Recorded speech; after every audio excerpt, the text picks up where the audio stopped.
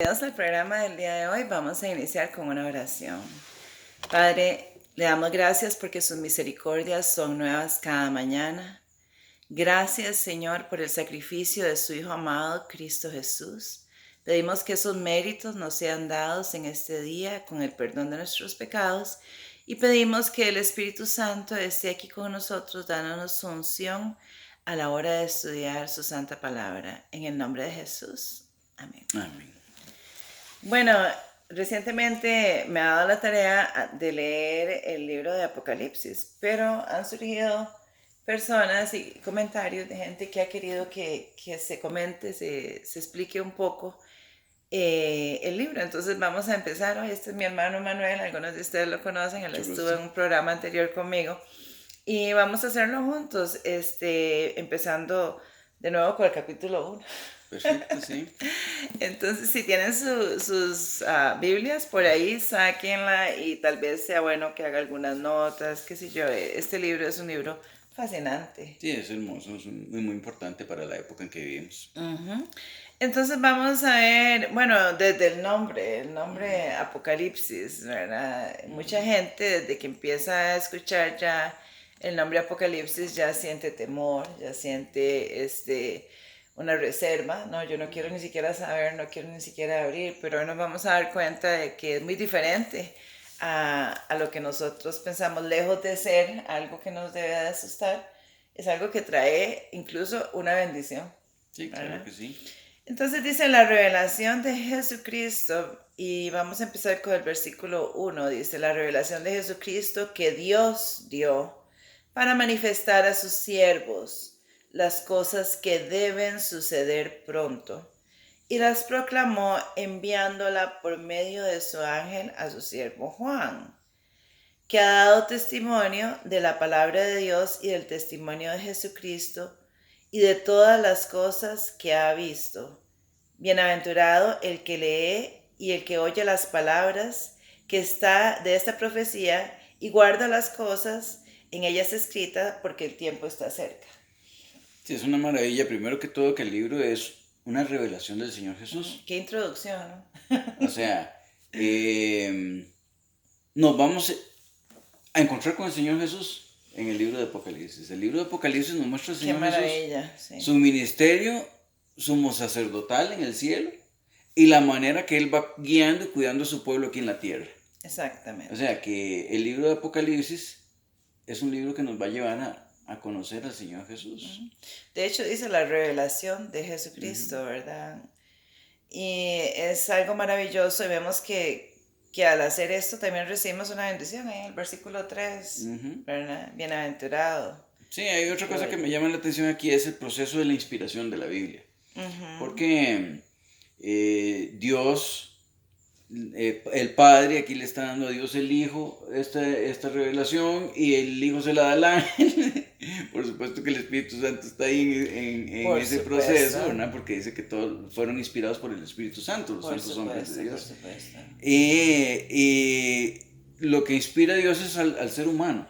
Sí. Entonces, a veces la manera en que escribe una persona, por eso encontramos una diversidad tan grande en la manera en que se escribe, pero una unidad en el contenido, porque Dios utilizó al pescador y utilizó al médico y utilizó al agricultor, y cada quien con su contexto, con su educación, utilizó a Pablo, que era un erudito, y cada quien escribió de acuerdo a su cultura, pero con la inspiración de Dios. Entonces, por eso encontramos una unidad en la palabra de Dios. Pero también algo que vamos a ver aquí que se destaca mucho es que Jesús está presente durante esa revelación. Claro, cuando le dice escribe, y ahí está el Señor Jesús en medio de todo esto. Y eso que decís vos ahí de lo de bienaventurado el que lee y los que oyen las palabras de esta profecía y guardan las cosas que en ellas escritas, porque el tiempo está cerca, es importantísimo. Es importante. Porque bienaventurado quiere decir dichoso. Dichoso el que lee. Algunas personas, como vos estabas diciendo, dicen, ay no, qué miedo el apocalipsis, son puras bestias, puras cosas, no entiendo nada. Pero la Biblia más bien dice dichoso. Exacto. El que lee y los que oyen las palabras y guardan las palabras de esto, porque Ser Exacto. oidor, olvidadizo no sirve de nada. Exacto.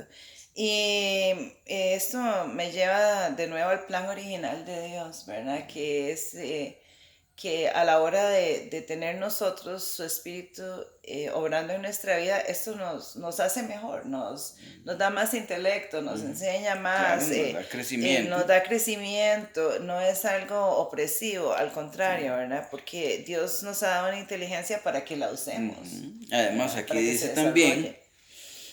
que guardan las cosas escritas porque el tiempo está cerca. O sea, que las Exacto. instrucciones que están aquí en el Apocalipsis son para nosotros en que estamos, a quienes han alcanzado los finales de los tiempos. Exactamente. Y en vez de ser una cuestión que dé miedo, ¿verdad? Algunas personas van tan lejos que dicen, bueno, no estudie la Biblia porque se va a volver loco. Pero lo que dice la Biblia es completamente distinto. Dichoso el que las estudia, dichoso el que las lee, que guarda. Muchas veces vivimos bajo mentiras que abrazamos como realidades, ¿verdad? Ahora vamos a ver aquí las salutaciones a las 7 iglesias y empezamos ahí en el versículo 4 donde dice ya Juan hablando. Juan a las 7 iglesias que están en Asia, gracia y paz a vosotros del que es, el que era y el que ha de venir y de los 7 espíritus que están delante de su trono. A mí me encanta esa salutación porque inmediatamente él empieza con gracia y paz. ¿Verdad? Que es posible a través del Señor Jesús. Solamente. Y ve que dice el que es y el que era. Y algunas veces la gente tal vez se confunde, bueno, ¿de quién está hablando? ¿Del Padre, del Hijo, de quién? Pero dice el que ha de venir. Y nosotros sabemos quién es el que ha de venir. El que ha de venir. Y no, sí, y ahí continúa, dice, y de Jesucristo, el testigo fiel, el primogénito de los muertos, el soberano de los reyes de la tierra, al que nos amó y nos lavó de nuestros pecados con su sangre. Ese versículo a mí me fascina, ¿verdad? Porque no solo nos está mostrando la soberanía del Señor Jesús, su deidad, sino que también ahí cuando estábamos en lo peor de lo peor, el Señor hace este proceso de rescate. Y que es la única manera en que nosotros podemos ser salvos. Mira, lavados con su sangre, o sea, qué personal, qué íntimo, qué amor más increíble, ¿no? Es la vida misma de Él, entregada por nosotros. Si nosotros pudiésemos salvarnos solos, haciendo cualquier cosa, por buena que fuera, sea que entregáramos todo a los pobres, sea que hiciéramos bien, a veces la gente hace algo bueno y dice, ya se ganó el cielo con eso. El cielo no nos lo podemos ganar. No. Si nosotros nos lo pudiéramos ganar haciendo cualquier cosa, no hubiera sido necesario que la sangre del Señor Jesús fuera derramada. No sería gracia. ¿Sí? No hubiera sido necesario el sacrificio del Señor Jesús. Si pudieras salvarte solo, no necesitas a Jesús. Sí, es que también es importante destacar que el Señor Jesús no fue un mártir, murió una muerte de mártir, pero no, eso no fue todo lo que implicó la salvación, ¿verdad? Nuestra. Él llevó nuestros pecados y nos liberó de la carga del pecado que nosotros no podríamos tener. Y de la consecuencia del pecado. Y de la consecuencia, porque la consecuencia del pecado es la muerte. Y nosotros, aunque hubiéramos muerto, porque por si morimos, con eso no ganamos la vida eterna. No ganamos, exactamente. Es la muerte del Hijo Inmaculado de Dios que vino a vivir una vida como un ser humano, que venció la tentación, que fue tentado en todo pero sin pecado. Exacto. Esa vida de justicia del Señor Jesús se nos aplica a nosotros. Exactamente, amén. Gloria a Dios por eso, maravilloso. Versículo 6 dice, y nos hizo reyes y sacerdotes para Dios su Padre. A Él sea la gloria, el imperio y por los siglos de los siglos. Amén. A mí me encanta ese versículo porque el estatus aquí en la tierra importa. A la gente le importa el estatus, ¿verdad? Y nos hace andar diferentes, caminar diferentes y qué sé yo. Pero me sorprende la indiferencia nuestra al recibir esto, donde el Señor dice que nos ha hecho reyes y sacerdotes. Me hace pensar, Manuelito, cuando José trajo a Jacob, su padre, a Egipto. Y entonces aquí tenemos un viejito, un anciano, ¿verdad? Mayormente pastor, hecho al desierto, ¿verdad? Enfrente de este monarca. De toda la pompa de la hora. La pompa de todo lo que Egipto podía ofrecer en ese momento. y sus tronos y sus siervos y sus todo, ¿verdad? Y Jacob viene y bendice a Faraón. Y dice la Biblia, indiscutiblemente, el mayor es el que bendice al menor. Exactamente. Y Faraón recibe esa bendición. Sí. O sea, hay algo más allá que definitivamente nosotros no hemos logrado captar, que si captaríamos, andaríamos diferente. Sí, María, aquí se manifiesta la gracia de Dios. Exacto. ¿Por qué? Porque la gracia de Dios no es solo el perdón de los pecados. Exacto. La gracia de Dios es la transformación. O sea, en Exactamente. otras palabras, si Dios nos recibe pecadores y nos deja pecadores, entonces no tiene ninguna gracia. ¿Qué gracia tiene eso? Que te recibe mentiroso y te deja mentiroso. Exactamente. O borracho o homosexual o lo que sea. Y te deja igual. La Exacto. gracia se manifiesta en el poder de Dios para transformarte y que te toma siendo un pecador y te hace un sacerdote. Sí, es que Y por un rey. ejemplo, digamos, en el Nuevo Testamento nosotros vemos donde se nos dice que el que está en Cristo es una nueva criatura. Amén. Las cosas viejas han pasado y aquí todas son hechas nuevas. Y resulta que Jesús no hace una mejor versión de nosotros. No, no, no, no. Sí, No es una reparación, no es que nos no coja y es nos una ponga reparación, un no es poco de merula. parche, sí, no es Sí, merula. no es merula, es una nueva criatura, ¿verdad? Sí. Que eso es maravilloso, porque ¿cuántas veces he escuchado yo y tal vez hasta yo misma he dicho, ay, si pudiera empezar de nuevo? Y casualmente sí podemos. Sí, en Cristo Jesús. En Cristo Mira, Jesús. yo creo que en la naturaleza no hay nada que pueda mostrar eso. Lo único que puede parecerse un poquito es la mariposa. Porque Es mira, una coges transformación. un gusano que es detestable. Yo conozco una señora que le regalaron un gusano de lana para pegar en la nevera y no le daba miedo abrir la nevera porque tenía un gusano de lana. Que ortiga, que se arrastra, que es un glotón, Exacto. que devora todas las cosas. Exacto. Y después se trae un capullo y sale una cosa completamente diferente. Diferente. Y vuela, ya no se Y arrastra, y vuela, es hermoso, sí. y nos causa Es admiración. una metamorfosis increíble, sí. Y ese es el cambio, pero en Jesús en realidad es una nueva criatura porque se nos ha dado un nuevo corazón. No, corazón, se quita el de piedra. Un nuevo corazón. Y se eso nos da un es corazón de carne. maravilloso, ¿verdad? Amén. Es la gracia de Dios, por supuesto. Y después este versículo sumamente importante, el versículo 7, es sumamente importante, principalmente por el tiempo en que estamos viviendo, tan cerca ya de la venida de nuestro Señor Jesús. Es sumamente importante. Dice, he aquí viene con las nubes y todo ojo le verá. Y los que le traspasaron y todos los linajes de la tierra harán lamentación sobre él. Amén. Sí, este es un versículo importantísimo. Importantísimo, Primero que todo porque el Señor Jesús prometió que vendría. La promesa, o sea, Y Él cumple su promesa. Sí, porque no es hombre para que mienta. Nosotros podemos cambiar de punto de vista en algo que hemos afirmado y prometido, pero el Señor sabe. Después, que viene con las nubes, viene con todos sus santos ángeles y con la gloria del Padre. Amén, sí. Ya no viene como un bebé para nacer aquí en la tierra, para andar sanando la gente y todo, no, ahora ya viene diferente. Como Rey de Reyes. Rey de Reyes. Y de hecho, cuando San Pablo está hablando acerca de esto, en 1 Tesalonicenses dice que nosotros que vivamos seremos arrebatados en las nubes para recibir al Señor en el aire. O sea, ahora cuando venga el Señor Jesús, porque el Señor Jesús nos ha advertido que el diablo va a aparecerse como ángel de luz. Exactamente. Y dice, si oyeres que dijeron está aquí o está allá, no creáis. Exacto. Porque la venida del Señor Jesús, el Señor Jesús esta vez no viene a tocar tierra, nosotros vamos a ser arrebatados. Exacto, al nadie cielo, te va a al tener cielo. que contar, ¿verdad? El mismo Señor Jesús te dice, si te dicen que está en el desierto, porque sabiendo todas las cosas como Él las sabe, Él nos da ese consejo, o sea, no vayan, no oigan. Míralo, ¿verdad? está en YouTube. ¿Por qué? Porque sabemos que Satanás es un ángel un ángel, bueno, es Fue un sumamente ángel- poderoso. Fue un ángel de luz y va a tratar de manifestarse como tal. Incluso al Señor Jesús en el desierto se le manifestó como un ángel de luz, ¿cierto? Sí, O tal vez el caído es usted, ¿verdad? En realidad, si no hubiera sido porque, bueno, el estudio de la palabra, por eso es que el estudio de la palabra es tan importante. Y gracias a Dios que hoy podemos tener una copia de la Biblia casi en todo lugar que queramos, ¿verdad? Sí. Es un privilegio que muchos pagaron con su vida. Y mira, Mari dice viene con las nubes y todo ojo le verá. O sea, la venida del Señor Jesús primero es audible. Dice que con trompeta de Dios descenderá del cielo. Es visible. Dice que como el relámpago que sale del oriente y se marcha hasta el occidente. Exacto. Así será la venida del Señor Jesús. Amén, Es, amén. es el evento culminante de la historia de este mundo.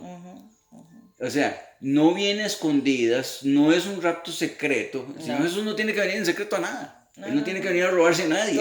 Él ha pagado con su sangre por los que viene a llevarse. Exactamente.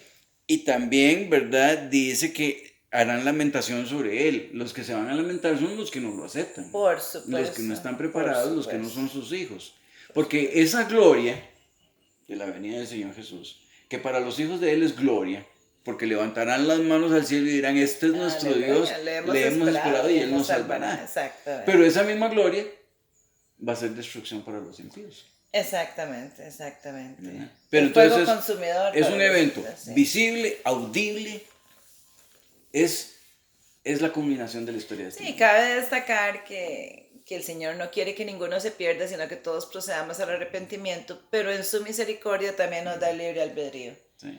Y van a ver quienes acepten y van a ver quienes no. Sí, entonces, mira, hay varias cuestiones. Primero que todo, la venida del Señor no es escondida, no es un regreso espiritual como algunos dicen que vino en una fecha y que nadie se dio ni cuenta. Sí, exacto. No es así, porque eso y no lo encontrás en ningún lado. Y lo vamos a ver conforme vamos entrando, profundizando más en este libro. Ni es un rapto secreto. No lo es. Porque tampoco encontrás la doctrina del rapto secreto en ninguna parte. En ninguna parte. Cuando Él venga, viene con poder y gran gloria, con todos sus ángeles. Él lo dijo así. Así lo dijo. Y es Dios, ¿verdad? Y entonces ahí pues todavía sigue él enfatizando: yo soy el alfa y el omega, el principio y el fin, dice el Señor, el que es, el que era y el que ha de venir, el todopoderoso. O sea, aquí el Señor Jesús se está identificando como lo que es, como Dios. Dice que Él es el principio y el fin, el alfa y el omega. Ve qué interesante, en Isaías 44:6. Isaías 44:6 es un versículo análogo, parecido a este versículo. A ver si lo encontramos, 44:6. Aquí lo tengo. Ajá. Dice: así dice Jehová, Rey de Israel, y su Redentor, Jehová de los ejércitos: yo soy el primero, yo soy el postrero, y fuera de mí no hay Dios. Ve qué interesante. El Señor Jesús dice: yo soy el primero, yo soy el primero y yo soy el postrero, yo soy el alfa y soy el omega. El todopoderoso, dice en Apocalipsis el Señor Jesús que Él es eso. Y aquí lo encontramos en Isaías 44, que dice: yo soy Jehová de los ejércitos, yo soy el primero, yo soy el postrero, y fuera de mí no hay Dios. No hay. Quiere decir que el Jehová de los ejércitos del Antiguo Testamento es el mismo Señor Jesús del Nuevo. Por supuesto, y también está ese versículo que dice: yo soy el mismo ayer, hoy, por los siglos, ¿verdad? Él es el soberano, el eterno. Entonces está Dios el Padre y está Dios el Hijo en la misma categoría de Dios. Por supuesto, en la misma categoría. El Espíritu Santo también. ¿Okay? Entonces vamos a ver una visión del Hijo del Hombre. Aquí vamos a ver un poco de una manera diferente que vio a Juan a Jesús, porque Juan, que era el discípulo amado, que se recostó en el hombro del Señor Jesús, el más joven. Vemos aquí ahora, ¿verdad?, cómo ve al Señor Jesús de una manera que nunca lo había conocido así, ¿verdad? Aparte de la transformación, lo habían visto transformado, transfigurado en el monte, pero esto es diferente. Yo, Juan, vuestro hermano, y me encanta la humildad de Juan al escribir esto, ¿verdad?, compartícipe vuestro en la tribulación, en el reino y la paciencia de Jesucristo, estaba en la isla llamada Patmos por causa de la palabra de Dios y el testimonio de Jesucristo. Yo estaba en el Espíritu en el día del Señor y oí detrás de mí una voz como trompeta que decía: yo soy el Alfa y el Omega, el primero y el último. Escribe un libro lo que ves y envíalo a las 7 iglesias que están en Asia: Éfeso, Esmirna, Pérgamo, Tiatira, Sardis, Filadelfia y Laodicea. Okay, hay muchas cosas importantes que debemos ver ahí. Primero, que del Señor Jesús para abajo, todos somos iguales. Sí. No hay alguien que tenga una supremacía. Sí, el Señor ha dado, digamos, diferentes dones a los hombres y algunos puso para que sean una cosa y otros que sean otra y todos necesitan el respeto que se debe. Pero nuestra sumisión debe ser únicamente a Dios. De ahí para abajo todos somos hermanos, ¿verdad? Sí. Y después aquí dice que él estaba ahí, en esa isla, no estaba paseando. No. Estaba por el testimonio del Señor Jesús. Hay un precio por predicar la palabra de Dios. Exactamente. También dice la lectura secular, no la Biblia, ¿verdad? Que él había intentado matarlo. Sí, supuestamente habían tratado de echarlo en una olla de aceite, ¿verdad? Lo dice la tradición, no la Biblia. La tradición, no la Biblia, sí. Y que no lo pudieron quemar porque Dios lo protegió. Entonces lo expatriaron. Lo mandaron a esa isla solitaria. Y yo he visto fotos de Patmos y ahí no crece una hojita de pasto. Es una isla pedregosa. Pero lo interesante es esto, ¿verdad? Ellos quisieron deshacerse de esa voz que les molestaba.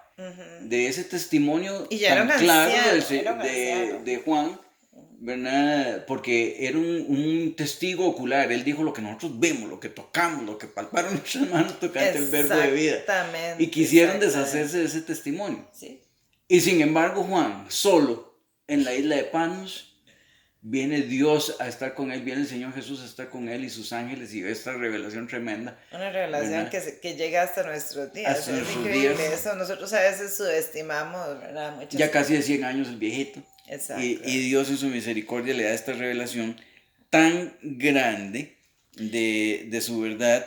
Y otra cosa importantísima dice ahí, yo estaba en el Espíritu en el día del Señor. Algunas versiones hasta ponen domingo ahí.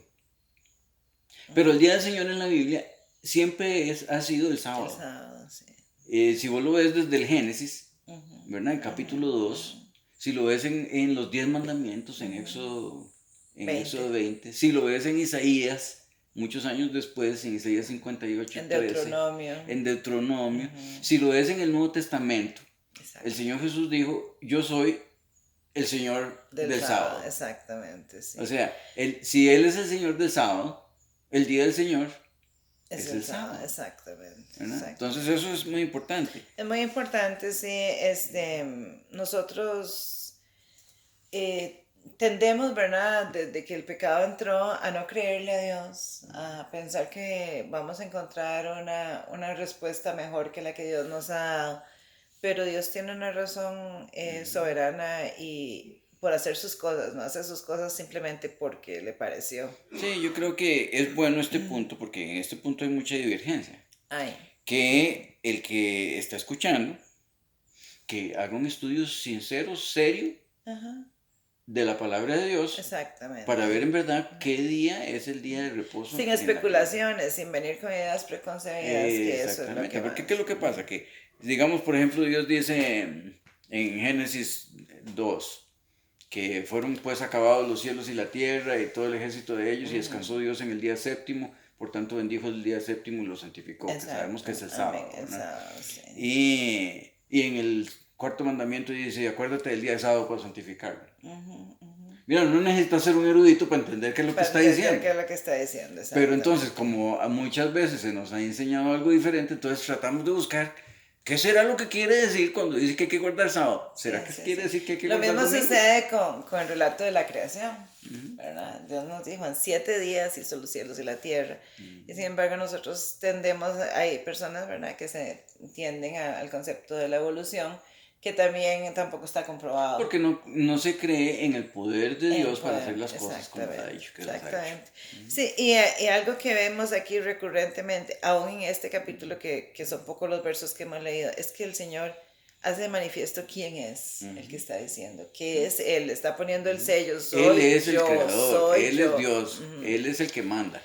Y también vemos aquí cómo Él se manifiesta en una forma, también se revela en una forma individual, porque Él quiere dar un mensaje específico a cada una de estas iglesias, ¿verdad? Dice, y me volví para ver la voz que hablaba conmigo y vuelto, vi 7 candeleros de oro, y en medio de los 7 candeleros uno semejante al Hijo del Hombre vestido de una ropa que llevaba hasta los pies y ceñido por el pecho con un cinto de oro, Su cabeza, sus cabellos eran blancos como la blanca lana, como nieve sus ojos como llama de fuego, y sus pies semejantes al bronce bruñido, refulgente como en un horno, y su voz como estruendo de muchas aguas. Y a su diestra 7 estrellas, de su boca salía una espada aguda de 2 filos, y su rostro era como el sol cuando resplandece con toda su fuerza. Es una descripción Bueno, dice increíble, Juan, ¿verdad? cuando leí caí como muerto a sus pies. Y después de ver una visión de Eso es esa lo que gloria, dice ahí, sí. ¿verdad? Es que es la misma gloria que vio Isaías.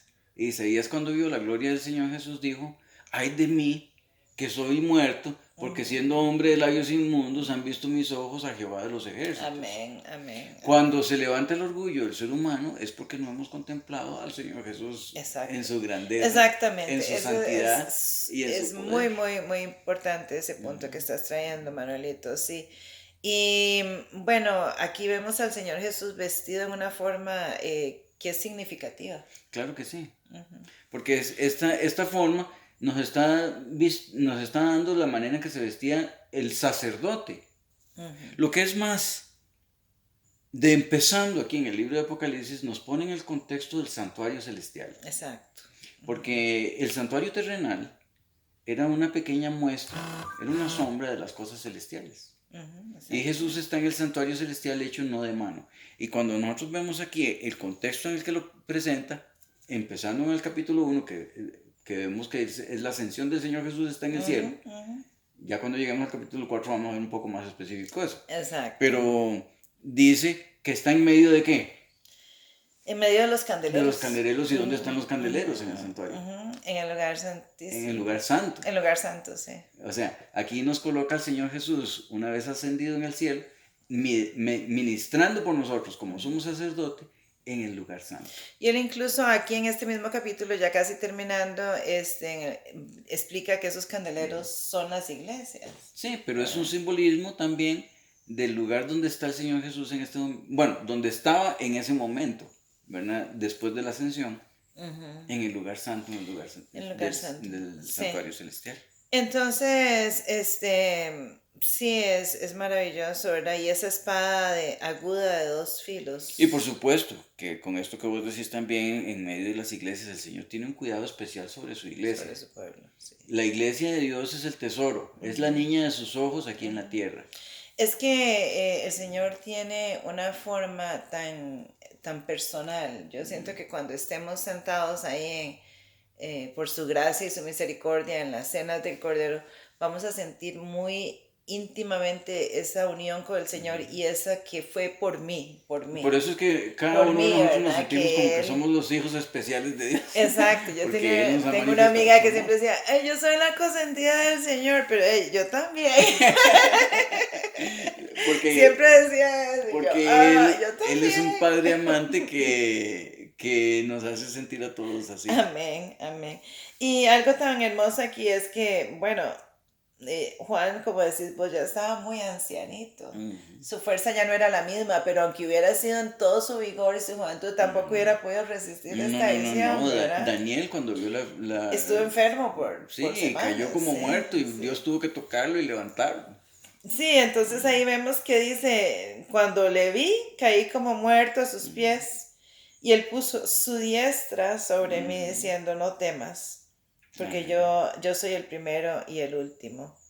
Y el que vivo y estuve muerto, mas he aquí vivo por los siglos de los siglos. Amén. Mira, María, es una cosa increíble que nosotros siendo pecadores, redimidos, pero podemos acercarnos hasta el trono de la gracia. Directamente. Y Dios nos dice, no temas, porque yo te redimí, te puse nombre, mío eres tú. Exactamente.